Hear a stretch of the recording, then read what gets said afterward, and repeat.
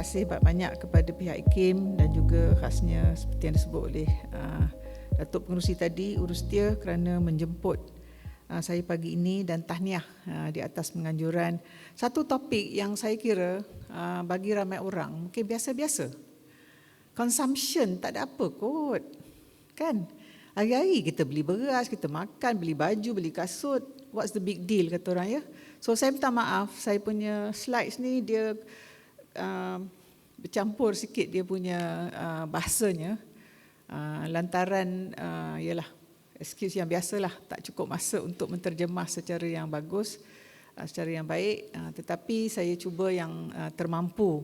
Sebenarnya saya katakan kepada Datuk Pengerusi tadi, keynote ni sudah pun di-cover oleh Datuk KP dan juga Datuk Pengerusi, tetapi saya hanya menambah sedikit-sedikit. Tetapi apa yang mungkin kita perlu beri perhatian ialah sustainable consumption itu adalah satu konsep daripada Barat.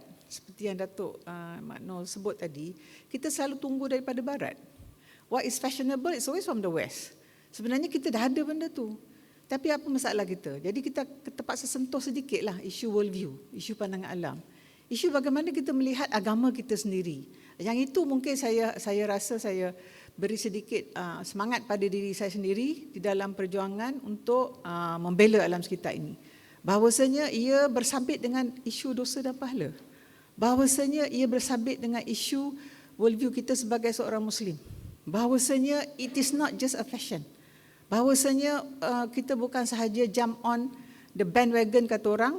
Sekarang orang cakap pasal sustainable development, kita pun sustainable development. Ya, it's not that. Sampailah masanya semua kita ini, bukan saya di sudut teorinya, mengupas, menganalisis, ya, dan mensabitkan apa yang perlu dilaksanakan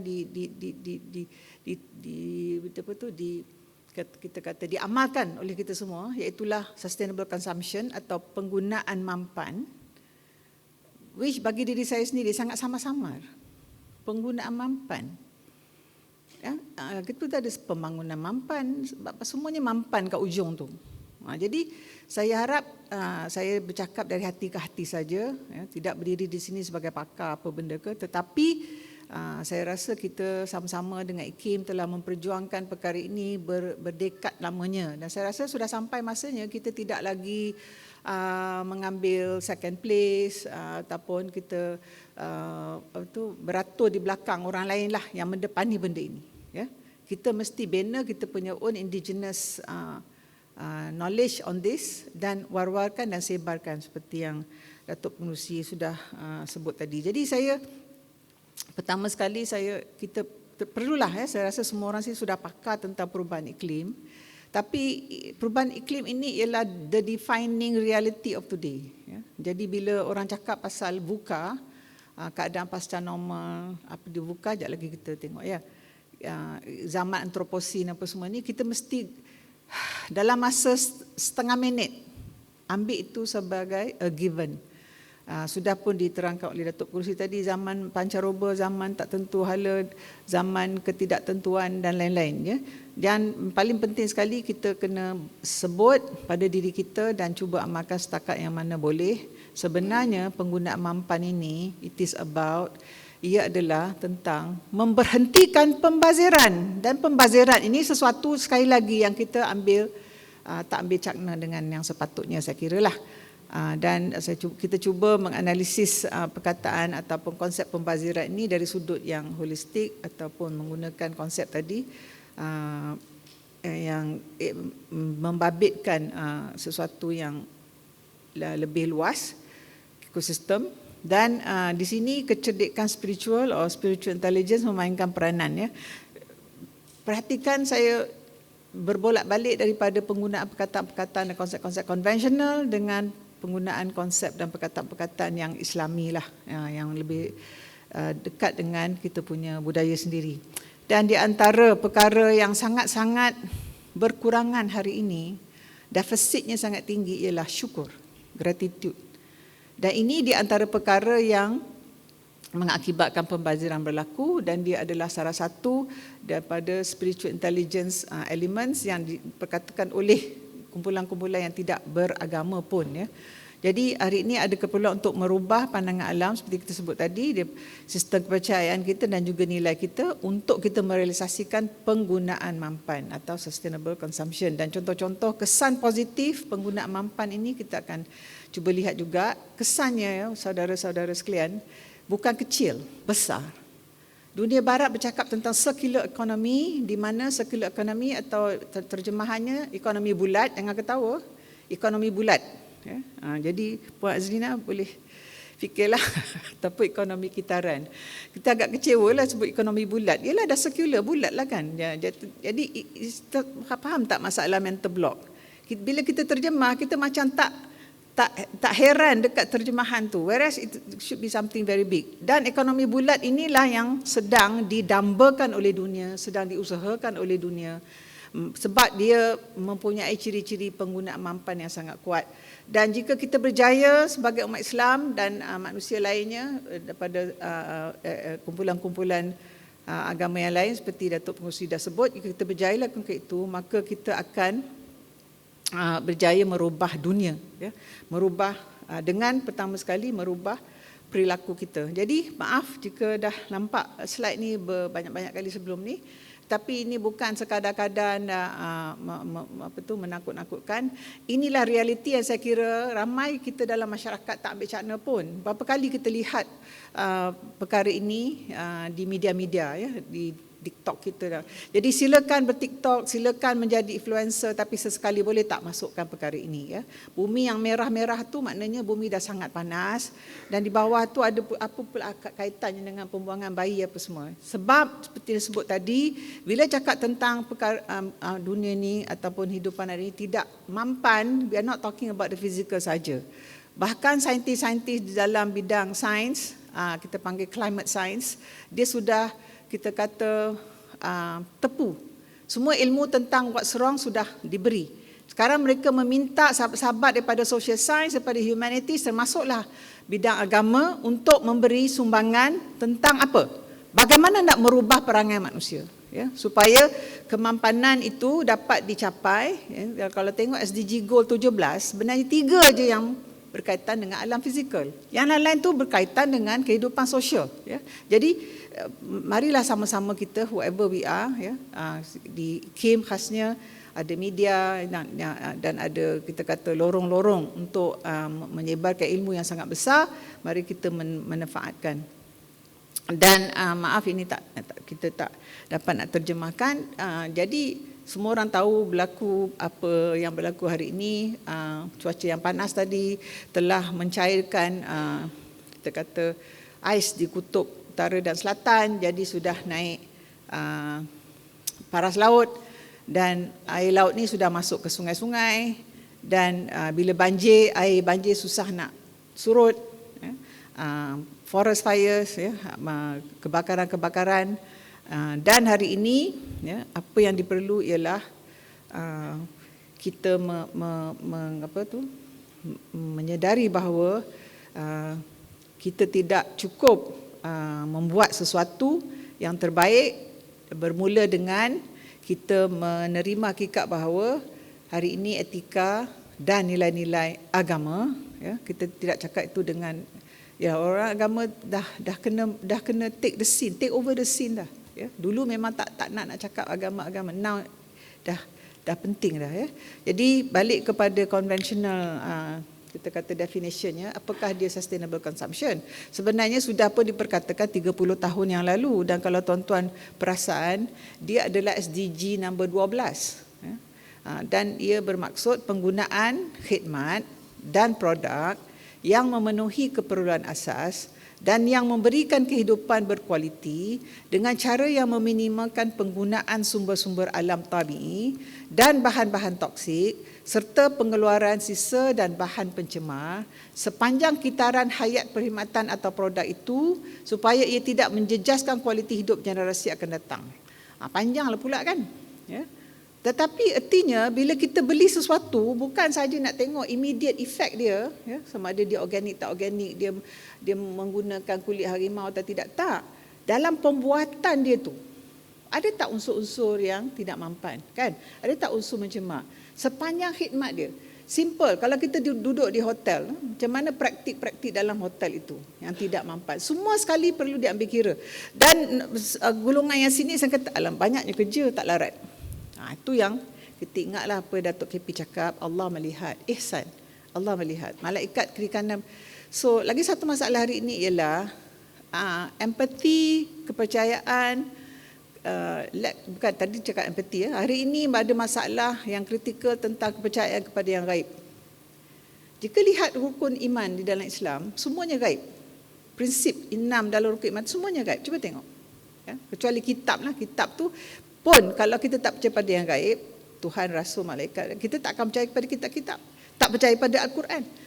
Kita akan kata, kami percaya Quran, baca Al-Quran. Tetapi masalahnya, apakah bukti kita percaya dan mengamalkan apa yang Quran sebut. Ya, so jadi ini gambar yang mungkin kita akan versi bahasa Melayunya di masa akan datang. Tetapi yang pertama di situ bercakap tentang pengurusan sumber, kemudian design apabila kita buat produk kita, kemudian bila kita membuat produk-produk ni kita kena ada clear production and resource efficiency, kemudian kita kena ada gunakan transport yang sustainable. Apa maksud sustainable? Maknanya sustainable dia sentiasa ada. Tak. Penggunaan fossil fuel dia, penggunaan tayar, enjin, segala-gala dia adakah dengan cara yang memampankan, melestarikan alam sekitar. Kemudian eco-labeling and certification. Kemudian sustainable procurement. Sama kawan-kawan kita yang in charge procurement kat IKIM, kat mana-mana. Syarikat yang kita ambil itu ya, apa produk dia macam mana dan lain-lain. Kemudian sustainable marketing. Semua orang perlu buat marketing, betul tak? Iklan ya. Adakah iklan kita itu friendly kepada pengguna mampan? Itu kita kena tanya. Sustainable lifestyle, itu bersabit kat kita dan juga secara individu dan juga organisasi. Kemudian waste management. Pengurusan sampah pun dah disentuh oleh Datuk tadi, jadi kita cubalah. Ya. Okey, trend penggunaan secara global. Ya. Ini semua orang boleh tengoklah. Ya. So kalau kita daripada sejak 50 tahun yang lalu lah sehingga lebih kurang 4 tahun, 6 tahun yang lalu ya, mungkin ada lagi the latest. Tapi apa kita lihat? Siapakah yang paling banyak penggunaan yang tidak mampan? Negara-negara yang kaya lah. Ya. Jadi saya rasa ini ada analogi kepada the rest of us ya, yang tak berapa nak kaya ni, mungkin sebab kita tak mampu mungkin. Dan kita semua tahu hakikat bahawasanya jurang antara kaya dan miskin makin lama makin tinggi. Dan kita tahu akhir-akhir ini kekayaan bumi itu sebenarnya di tangan mereka-mereka yang tidak mempunyai etika dan tidak mempunyai peri kemanusiaan yang tinggi. So ramai juga yang tidak kita kata in denial, menafikan bahawasanya zaman ini kita kata secara umum, zaman ini manusialah yang merubah bumi. Bukannya bumi ini berubah oleh sebab sifat-sifat ataupun kita kata fenomena-fenomena yang tabi'i. Jadi kita sudah masuk semenjak akhir peperangan dunia kedua apa yang dipanggil antroposen. Ya. Antroposen ini zaman di mana manusialah yang merubah alam dan akibatnya ialah ketidakmampanan ataupun kita hasil perkara ini berlaku ialah kita tidak mengamalkan penggunaan mampan. So ada juga yang mengatakan apa nak bising-bising sangat ni ya, apa hal perubahan iklim ni okey je, ada je ikan di pasar, ada je sotong lagi nak beli, ada restoran buka lagi, no hal ya. Jadi itu bercakap bagi pihak mereka yang masih ada kemampuan. Tetapi tahu kita bahawasanya setiap tahun di Malaysia contohnya kita kehilangan 3% GDP, keluaran kasar negara untuk menampung masalah fenomena perubahan iklim ini, iaitu lebih kurang 39.8 bilion setahun. Dan di sebelah kiri itu ialah gambar yang menceritakan dekat kita apa sahaja penyakit, daripada penyakit yang mengakibatkan jantung, sakit mental, air, kolera dan lain-lain, semuanya ada kaitan dengan malnutrisi, semuanya ada kaitan dengan perubahan iklim.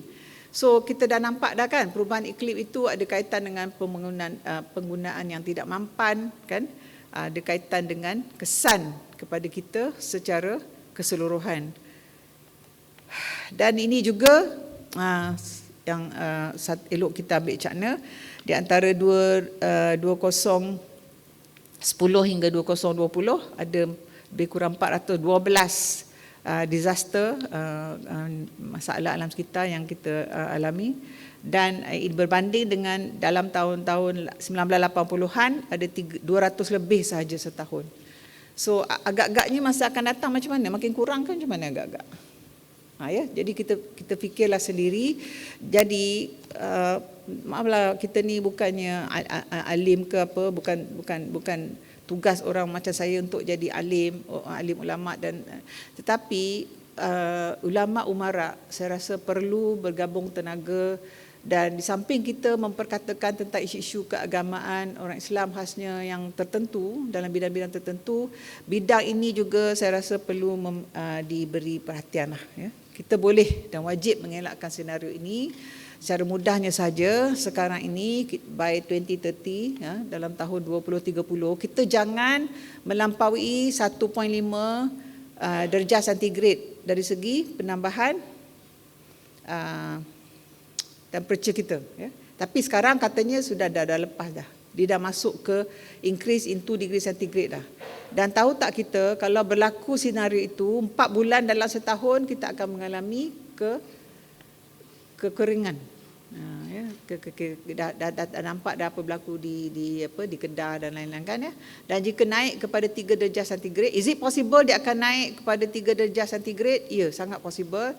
Jadi 10 bulan dalam setahun akan jadi kering kuntang. Jadi bersediakah kita untuk perkara itu? Dan 2-3 hari yang lalu sudah pun diperkatakan bahawa jika tuan-tuan lihat slide ini, kita ada 9 sempadan ataupun kita kata elemen kestabilan bumi, ya, yang perlu kita jaga. Dan salah satunya yang sangat penting ialah fresh water lah kat bawah tu, air bersih kan. Dan 2-3 hari yang lalu sudah pun dimaklumkan oleh IPCC, oleh pihak yang mengkaji perkara ini, bahawasanya dia tengok yang kalau orange itu besar, maknanya kerosakannya lebih lagi lah, ya. So air kononnya sikit, sekarang dia sudah merebak, ya. Dan tahu tak kita, air ni ada 2 jenis, green water iaitu air dalam tumbuh-tumbuhan, dan fresh water itu dalam laut, dalam sungai dan lain-lain. Dan dua-dua ini pun kita sangat susah hatilah, ya. Dan kenapa green water itu bermasalah? Sebab kita dah banyak menebang hutan, ya. Itu dekat land system dan lain-lain tu, ya. Cuma yang kita boleh minta ampun sikit ialah ocean acidification, pengasidan laut, ataupun ozone depletion, ataupun aerosol loading dalam atmosfera. Ini masih okey lah, ya. Tetapi kata pengerusi tadi, dia sudah perubahan berlaku dengan sangat pantas, everyday changes, ya.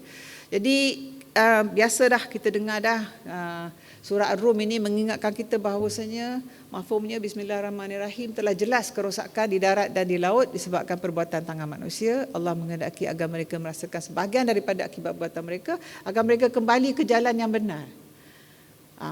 Kembali jalan benar tu malas nak fikir kan, apa maksud kembali ke jalan benar? Dan kita akan kata, saya individu je kot, saya boleh buat rubah apa? Itu masalah kita. Kita tahu dalam Islam dah diajar ihsan, right? Dan kita tekankan sangat jemaah, semayang berjemaah. Kenapa nak salat berjemaah itu? Apa kesannya? Kita mesti ada kesatuan ini. So, tapi semuanya bermula dengan individu. Kan cakap kasarnya, tadi Datuk pengurusi dah cakap sekok kan. Saya tak adalah pandai cakap sekok tu. Tetapi kenapa sekok tu tak ada? Why? Tapi kita semayang rajin. So, where did it go wrong? Sebab bila berlaku azab ni, Tuhan turunkan azab, semua orang kena. Dan kita suruh kembali ke jalan benar, do the right thing. Jadi dia punya kita kata aplikasi ayat ini di berbagai tahap lah, ya. Dan semuanya ini ada kaitan dengan penggunaan mampan, ya. Kemudian kita kena bawa masuk satu lagi konsep, ya, di barat hari ini yang kita juga disuruh ambil cakna, iaitu planetary health.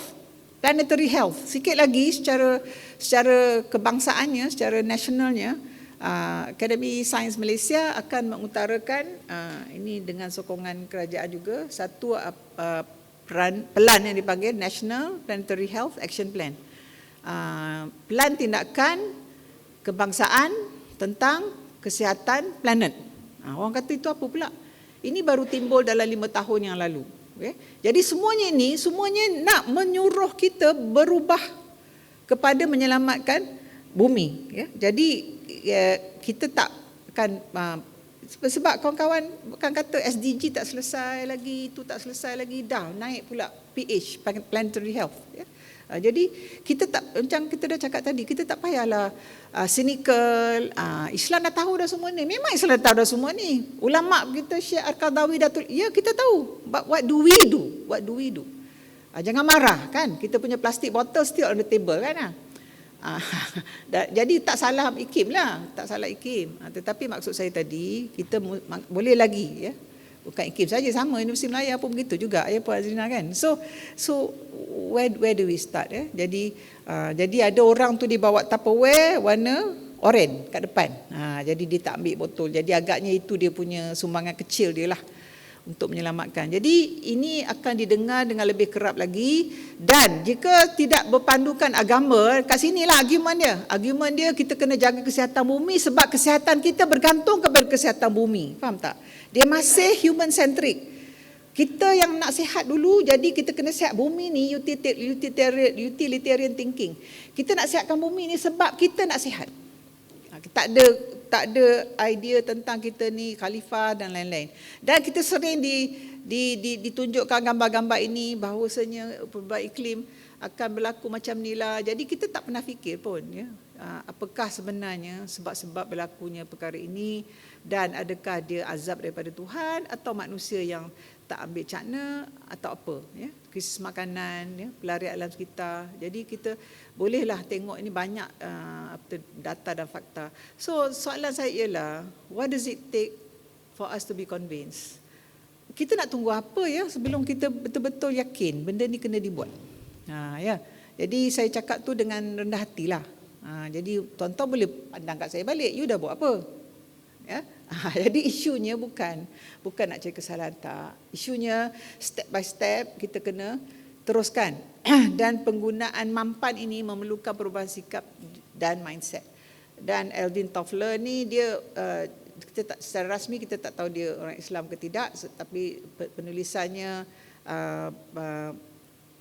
sangat famous lah, The Third Wave apa semua, dia tulis buku yang sangat popular. Dan apa yang dia warning kat kita ialah di kurun 21 ini, yang buta huruf itu ialah mereka yang bukan yang tak boleh baca, tak boleh menulis, tetapi mereka yang tidak boleh belajar, nyah belajar dan belajar semula.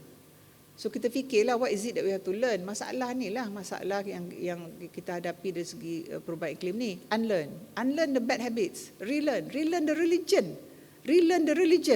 Ya. So kita kena beribadah kepada Allah ya, dengan memahamkan bahawa bukan fardu ain, ilmu fardu ain je cukup, ilmu fardu kifayah tu. Ilmu fardu kifayah tu perlu ditekankan, dan kita untuk itu kita sebenarnya menjunjung keadilan, kita mengelakkan wastefulness, pembaziran, dan kita mesti membezakan antara keperluan dan kehendak, dan pilihlah yang baik versus yang fasad ya. Dan dosa itu sebenarnya perkataan Sanskrit bermaksud injustice ya, ketidakadilan, dan agama berartinya ketenangan. Dan Datuk Fauzi sudah pun menyebut tentang madani, tak payahlah kita nak sebutkan di sini banyak-banyak. Tetapi yang kita nak cakap beyond science and technology ya Puan Azrina ya, creating planetary health needs not just head staff but social engagement, heart, gut and spirit staff. Ya kan? Saya rasa semua orang boleh faham lah ni. Gut and spirit staff. Dia tak nak pun guna agama puak-puak ni. Dia tak ngaku agama. Malulah dia sebab dia agama sudah dipinggirkan dalam masyarakat dia ya. Tetapi the scientist, the hardcore scientist yang duduk kaji temperature, air tercemar apa semua, mereka mengatakan we need now the input of ethics. Ethics tu inilah datang pada mana? Ya. Jadi Ini di antara perkara-perkara lah yang banyak ya kita boleh lihat dalam literature bidang ini. So keperluan mendesak terhadap nilai dan sistem kepercayaan. Jadi bilakah kita nak rise to the occasion? Ya, bilakah kita nak pupuk perkara ini? Bilakah kita nak faham bahawasanya kita ni gergasi teknologi tetapi kerdil nilai? Saya rasa pihak pucuk pimpinan negara faham perkara ini dalam kita menekankan TVET, AI, isu nilai tidak dipinggirkan. Jadi mari sama-sama kita tekankan perkara ini. Maaf dengan gambar ni, mungkin dah banyak kali tengok gambar ni, tapi bagi saya dia menceritakanlah, menggambarkan ketamakan tu. Sebab antara bazir dengan tamak, dengan tak syukur, dia ada kaitan tu. Kan kalau kita buat brain map kan, betul tak sahabat? Kan I think we should do. Tamak tu dia berkait dengan apa? Dengan apa? This is about process of realization lah. Kita orang yang alim suka tazkiyatun nafs.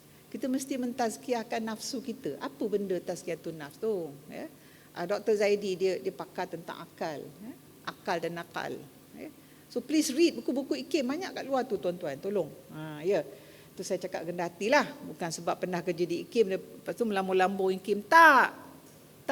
Tuan-tuan fikir sendiri, perempuan fikir sendiri. Semua yang ada dalam bilik ni saya tahu bersama-sama dengan IKIM. But after this, when we go out, kita kena cakap at least 2-3 orang lain yang convince.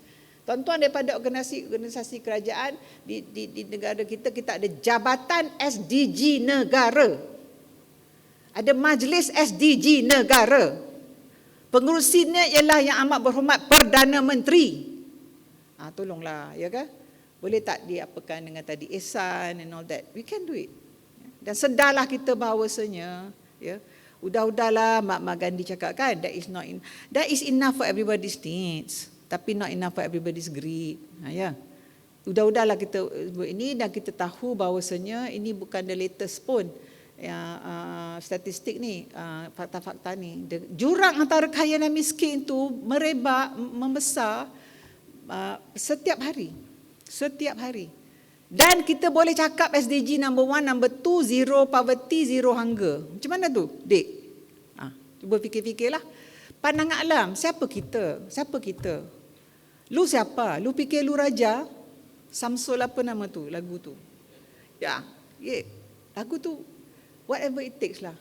Lu fikir lu raja? Tak, lu bukan raja, lu hamba je. Lu hidup mati, lu hidup dihidupkan, ya. Lu hidup untuk diuji. Bacalah surah Mulk tu, tengok makna dia, kan. Kamu diuji dengan kesusahan dan kesenangan. Saya rasa ramai kita ni diuji dengan kesenangan sebenarnya, kan. So, janganlah kita ikut yang dominan di dunia hari ini, iaitu man-centered universe. Ini secara konvensional je. Jadi man-centered universe ni, mereka yang pegang pandangan alam ni, dia kata manusia itu boleh fikir semualah. Ya, tak perlulah semua ni, nilai-nilai semua tak perlu. Ya. So mereka ni insinkroni, bertindak, hidup dan bergerak secara sebati dengan materialism ekstrim yang ada dalam buku kecil depan tuan-tuan tu. IKIM dah ceritakan kat situ, ya, masalah materialism ni. Jadi mereka sekarang dah faham yang konvensional ni nak beralih kepada life centered. Pentingkan kehidupan, ya. Dan mereka dah nampak dah reason needs values. Tapi values dia tak ada asas, tak ada punca yang tepat.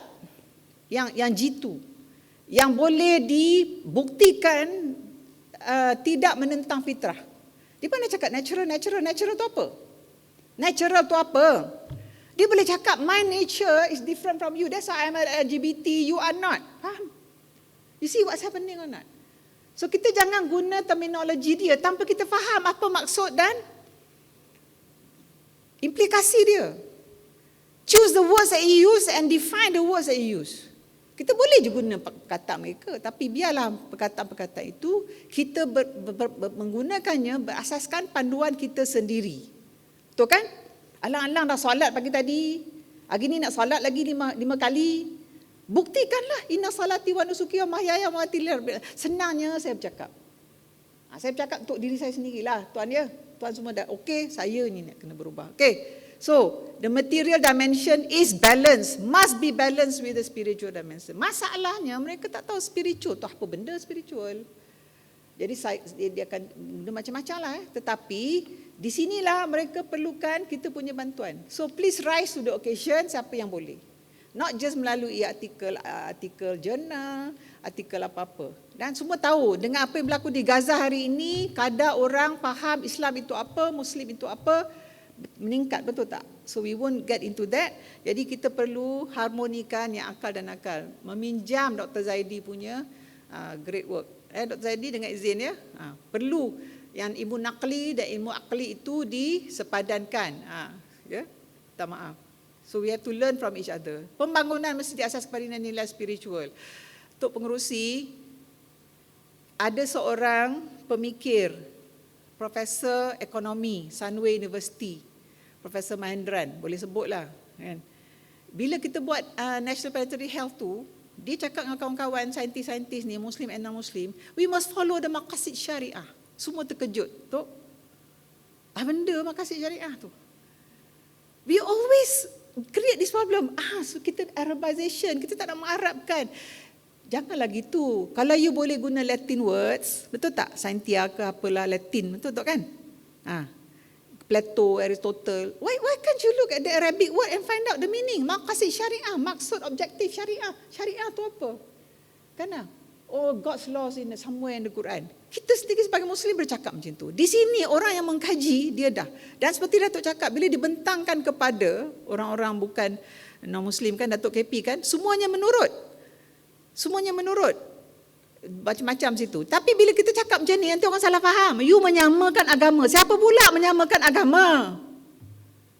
Siapa pula menyamakan agama? Tapi Quran itu diturunkan pada siapa? Nabi Adam AS. Dia siapa? Bapa kepada semua. Betul tak?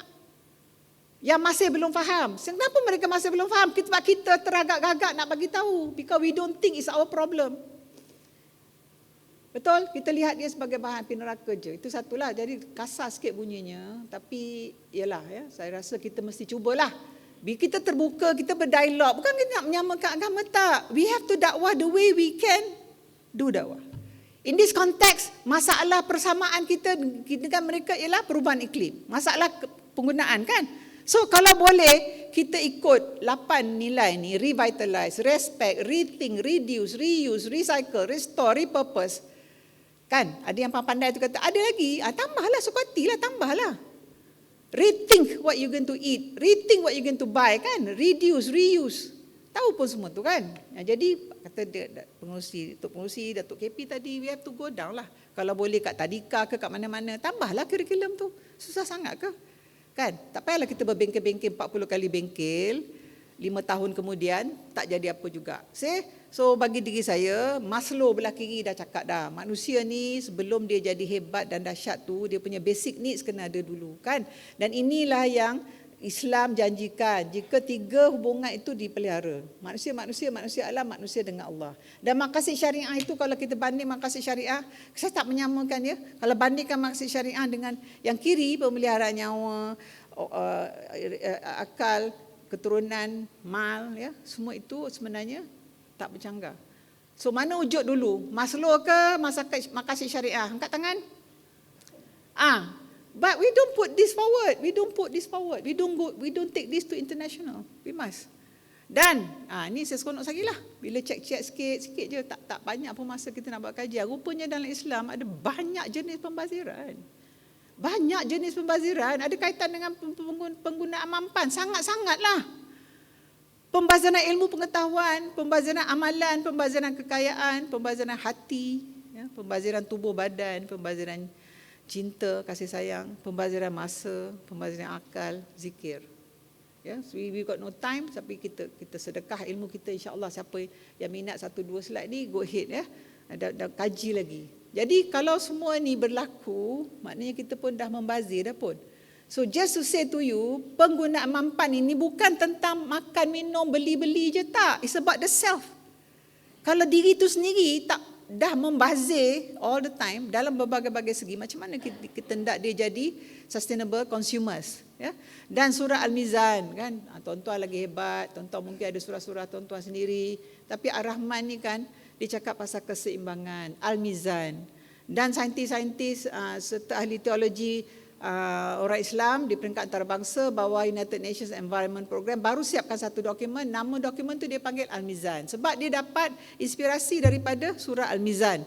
Dan 32 kali Allah cakap, Allah tanya dalam tu, nikmat aku yang mana yang kamu dustakan? Nikmat aku yang mana yang kamu dustakan? 32 kali kot. Don't you think it's strange?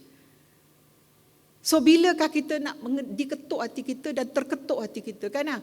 Dan dah ada hadis dan israf. I'm so glad saya dijemput untuk topik ini sebab israf tu jarang orang cakap. Tok Pengerusi, Tok KP berlebih-lebihan tu. Bermula dengan hadis tentang wuduk, betul tak? Dan orang yang berlebih-lebih ni, dia membazir ni, dia sahabat syaitan. Tak sukalah dengar kan? Tak sukalah dengar. Apa pula? I bukan sahabat syaitan. How can you say I tak sahabat syaitan? Ya, tetapi kalau dah membazir, sorry to say, siapa yang cakap ni? Allah dan Rasul, bukan orang biasa-biasa cakap. You memang sahabat syaitan. And who is syaitan? Itu satu, bila dengar syaitan tu blackout semua orang. Blackout. Padam lampu. Tak nak ambil tahu syaitan. Setan besok aku cakap je, kau ikut aku buat apa? Aku tak ada kuasa. It's all in the Quran. Dah ada dialog besok kita dengan setan macam mana? Kau ikut aku buat apa? Right? So dia kesedaran tu tak banyak pun. So if it takes lu fikir lu siapa, lu raja ke apa ke, itu sebab kita sokong nasyid kat Kim. Alhamdulillah. Sempatlah tu. So anyway, israf siapa yang ikut syaitan tu maknanya equivalent dia tu akhlak dia buruk. Orang yang boros ni akhlak itulah dia akhlak yang buruk. If we don't realise that, realize it from now on lah. Jadi terima kasihlah kena ada conference ini. Tak apalah Tok saya sendiri Datuk KP, Datuk Pengerusi, saya sendiri will take this very seriously. You know, buka lemari tu perempuan baju dah tercampak keluar kan so yeah, you can say but the world is still the same. Ada sale sana, sale sini. This is where we all need to do our bit lah. Ada tak lagi jual-jualan mega mall tu ini lepas ni? Ada. Tapi bentuk lain. Mengikut acuan ekonomi bulat. Apa di ekonomi bulat? Hopefully ada masa sikit lagi nak habis kot 10:45. Jadi akhirnya fungsi kita sangat happy kan? Kita sangat gembira kita ni khalifatullah. Betul tak? Kita khalifatullah di muka bumi ni. Siapa tak khalifatullah? Angkat tangan. Semua khalifah. Tapi kalau dia dah ikut yang ingkar, mana boleh khalifah tu ingkar? By definition, khalifah tak boleh ingkar. Betul tak Tok? Kan? Berhentilah jadi khalifah Allah. Boleh tak cakap macam tu? Tak boleh Datuk KP. Tak boleh. You have to continue being the khalifah. So antara kita faham dan tak faham, that's all. Right? So di mana kita terperangkap ini, israf ni dia berseronok, berpakaian, bercantik tu boleh di antara surah Al-A'raf ni kan. Pakailah yang cantik kan. Masuk masjid, makan dan minum lah. Dan janganlah berlebih-lebihan. Itu je, berlebih-lebihan tu mungkin kena didefinisikan. Dalam konteks apa? Isu makan minum kan. Sekarang ni makanan dia yang cantik versus yang nutritious. Mana nak? Ada orang pilih yang cantik tu. Di dekorasikan pinggan tu, betul tak? Ada gambar bulan, ada apa semua. Yang mana cetot je dekat situ. Kan tak apalah, it doesn't matter. Sekarang kita tak dengki, you go ahead lah. You nak decorate dulang you ke apa, you go ahead. It's not about tu je. Dia bukan benda remeh-remeh. Tapi kalau overall kita dah mengorbankan khasiat, kita dah mengorbankan perkara yang baik, sustainable consumption, kita sebenarnya tidak mengikut apa yang rukun Islam yang kita praktikkan itu sampai ke sudah. Syahadah kita, solat kita, zakat kita, siam kita, haji kita, semua ini sebenarnya adalah kaedah kita menangani keborosan dan mendidik penggunaan mampan dengan dalam diri kita. Dan tidak ada kebaikan pada israf dan tidak ada israf pada kebaikan. Dan ini diungkapkan oleh Ar-Jujawi. Dan surah Az-Zalzalah beritahu kita juga segala baik yang kita lakukan akan dicatat, akan di-reward. Segala buruk dan sebaliknya lah. Jadi simple things lah kan. Kita tak bazir ke kita apa-apa, itu semua akan berlaku. Dan di dunia barat last ujung-ujung ni mereka akan dah kata dah dia dah diangkat lah agama ni sebagai the last bastion of hope. Dan ada local scholar kita dah pergi ke UNESCO World Higher Education Conference 2 tahun yang lalu. Dia kata SDG nombor 18 mesti diwujudkan, itulah nilai-nilai spiritual. Dan inilah yang akan menjadi asas kepada kita punya moral resilience. Masalahnya sekarang kita tak ada moral resilience untuk menahan diri kita untuk berlebih-lebihan. Di sini kita boleh memperdalami lagi apakah kecerdikan spiritual, apa kaitan dia dengan kalbu, kenapa kalbu perlu nak dibersihkan selalu, kenapa nak berzikir. Itu yang cakap tadi. On the one hand kita ada body of knowledge tentang agama, tentang Quran, tentang hadis yang banyak sangat ya. And then on the other hand kita ada conventional knowledge tetapi kita belum sempat lagi nak mensebatikan, dan kita akan ajar diri kita sendiri supaya kita berubah ke arah boleh menjayakan mandat inilah bagi saya ya.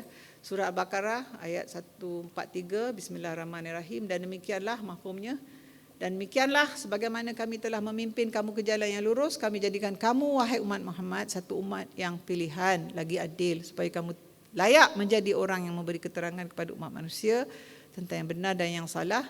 Dan Rasulullah SAW akan menjadi orang yang menerangkan perbuatan kamu. We are witness unto humanity. Rasulullah jadi witness kat kita.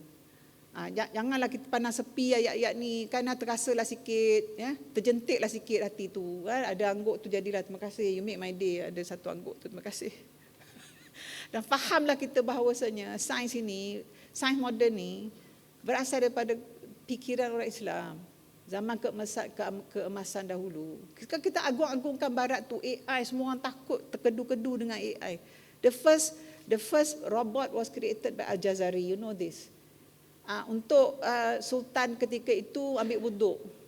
Kalau tidak hamba abdi tu dia kena bawa air wuduk tu untuk sultan. Jadi lambat dia semayang. Sultan kata kau semayang samalah on time, right? So create a robot for me, something like that. Ini bukan cakap main-main. Ada dirakamkan dalam buku ni, dan begitulah sebenarnya dah disebut juga oleh Datuk Pengerusi tadi tentang isu ulul albab. Who is ulul albab? Mereka yang never fail to reflect on the phenomena of nature as signs of the greatness, tanda-tanda kekuasaan Allah everywhere around us. Ya. Kita ni duduk kaki macam mana sekarang macam ni ya tuan ya? Sampai aku apa kan tu? Tiba-tiba dia macam ni kan tuan? We are on autopilot. Itu apa tu? Tanda kekuasaan Allah. Your heart is beating, is it under your control? No, it's not. Right? You are listening to me, right? Melalui apa? Gelombang bunyi kan, boleh pegang, gaib, percaya pula, boleh pula percaya.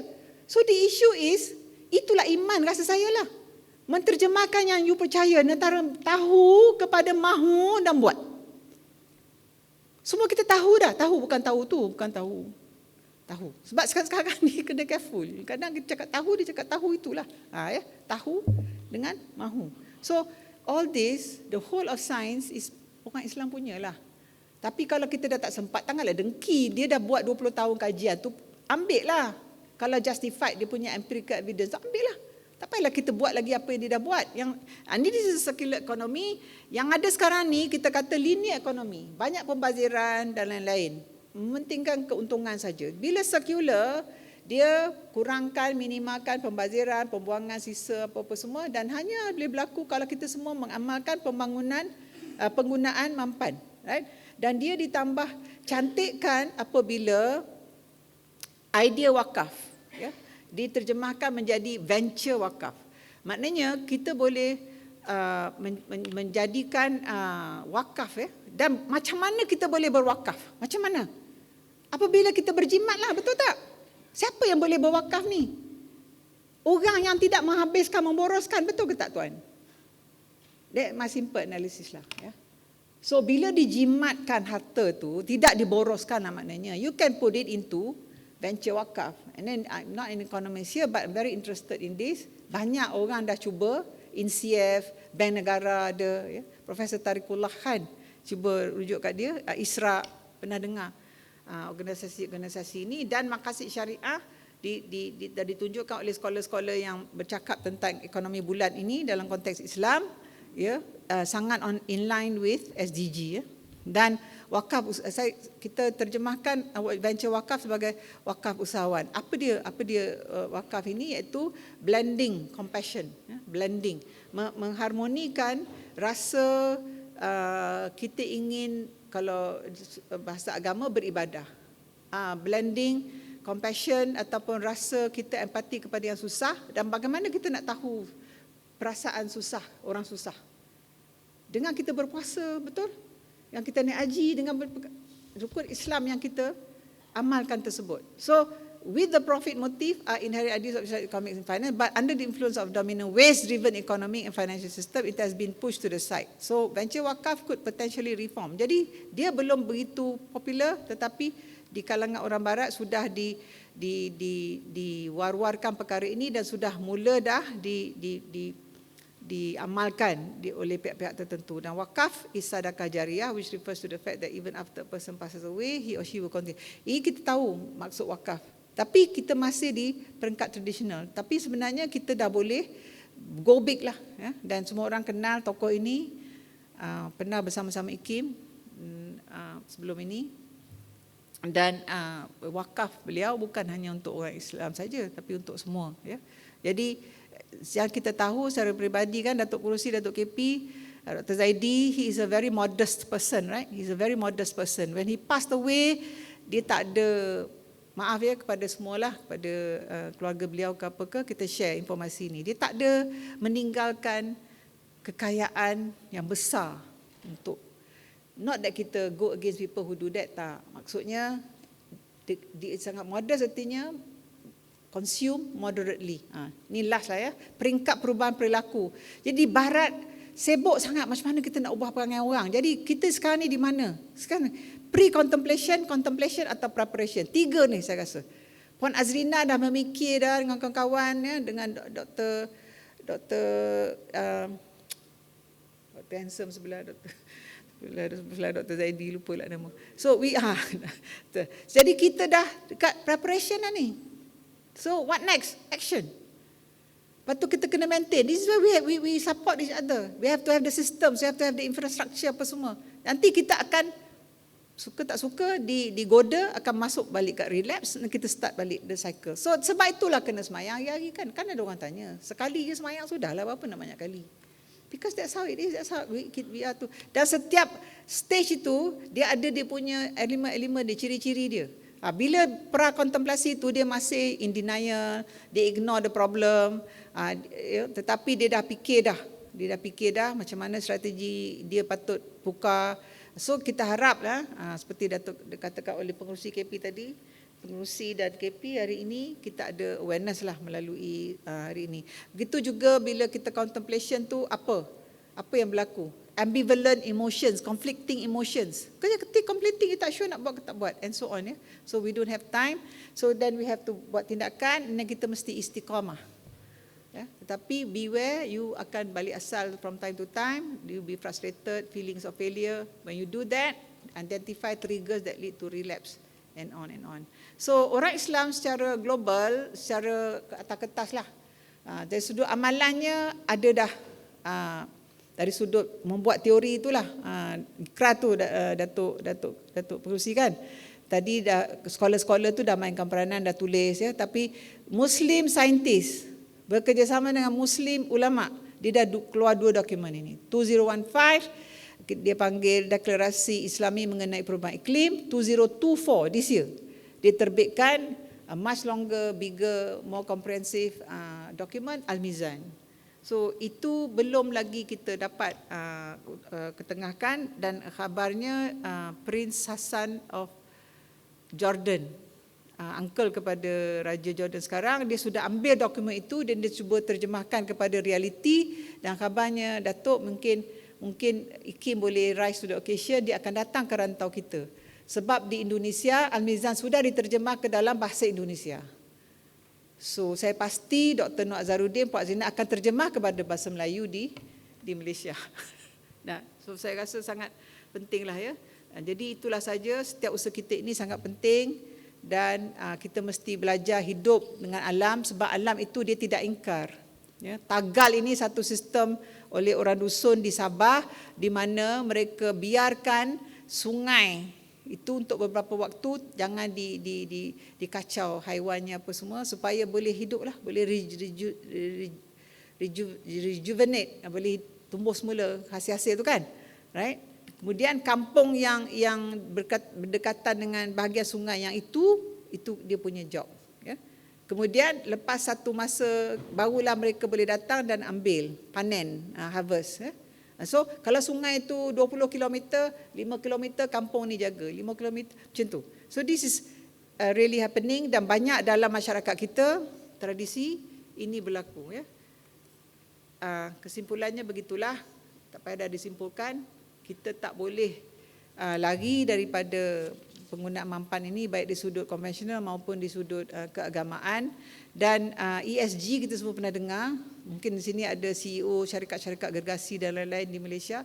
Mungkin paling mudah boleh masukkan isu penggunaan mampan ini dalam ESG yang sedia ada.